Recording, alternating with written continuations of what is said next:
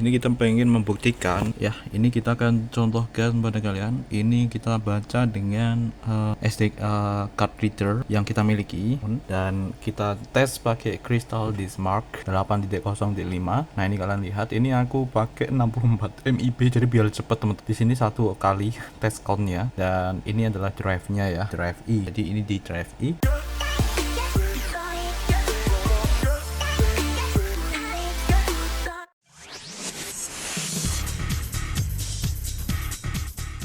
Dan hasilnya seperti ini teman-teman.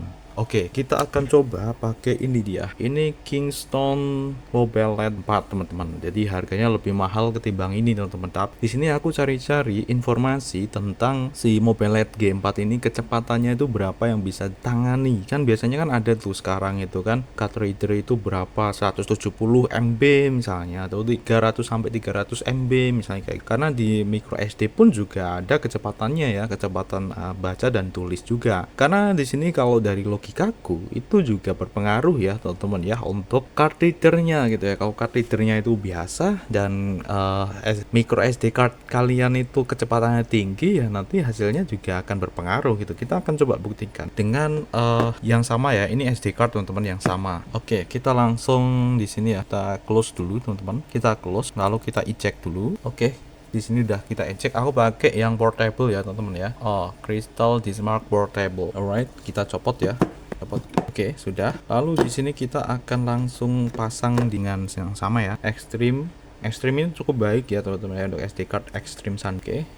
Nah, kita akan coba perlihatkan pada kalian. Kita pasang dulu ya teman-teman. Sorry tak pause. Sudah terhubung ya teman-teman ya. Kingston G4 ya. G4 kelihatan ya. Ini sama ya, SanDisk Extreme. Oke, dan kalau kalian lihat di sini ya sama teman-teman. Kita akan langsung aja nyalakan untuk Crystal Dismark-nya teman-teman. Nah, di sini kita pilih yang 64. Oke, yes, nice. Sekarang kita pilih dulu ini yang di disk E ya teman-teman ya. Jadi yang akan kita tes adalah disk E ini. Setelah itu di sini kita pilih yang paling rendah aja, 64 MIB. Ini kita count-nya itu satu aja biar cepet-cepet itu. Walaupun sebenarnya semakin banyak filenya, ini makin besar filenya itu akan bagus ya untuk tes. Tapi di sini untuk membuktikan saja. Karena tadi juga sama teman-teman. Tuh kalian bisa lihat sendiri ya perbedaannya ketika kita pakai si Kingston ini. Ini Kingston ini aku masih belum bisa mengidentifikasi maksimal kapasitas read and write-nya. Tuh kalian bisa lihat itu di kisaran 40 loh.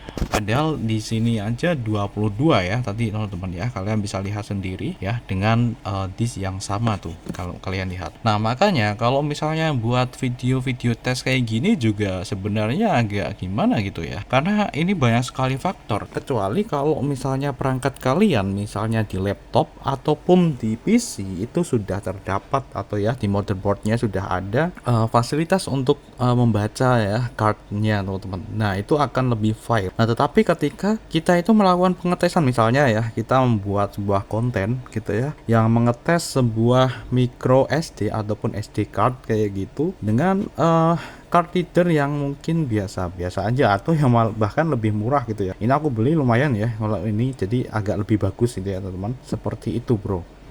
Nah itu akan susah ya, lebih susah untuk menemukan hasil yang benar-benar pasti gitu loh. Jadi kalau misalnya ketika kita itu buat konten dan wah tuh kok kecepatannya nggak sesuai, lihat dulu card readernya gitu loh.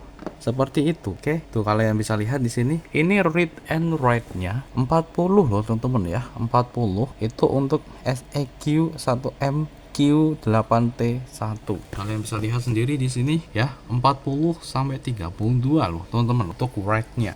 Nah, berarti ini kan lama teman-teman ya, G4 ini lama. Berarti ketika kita pakai card reader yang lebih berkualitas kayak gitu, ini maka akan bisa dia menampilkan hasil maksimal gitu loh dari sebuah cardnya ini gitu. Oke, clear ya teman-teman ya. Jadi kira-kira seperti itulah teman-teman ya. Jadi ketika kita udah bahas beberapa tentang micro SD dan SD card. Nah, jadi memang kita agak hati-hati juga dalam melakukan pengetesan. Makanya kita belum pernah melakukan pengetesan karena kita pikir itu card reader itu berpengaruh teman-teman, sedangkan di sini aku belum memiliki card reader yang bagus ya. Aku hanya memiliki card reader ini. Untuk card reader ini juga bukan punyaku yang ini teman-teman.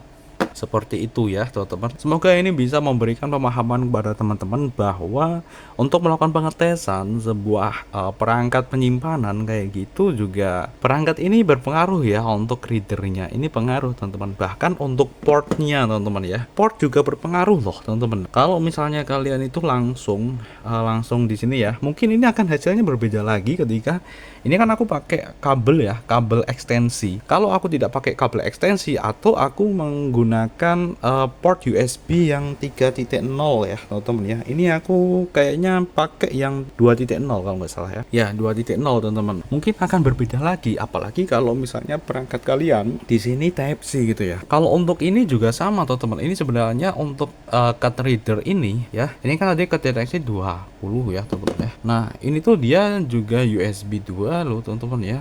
USB 2.0 loh.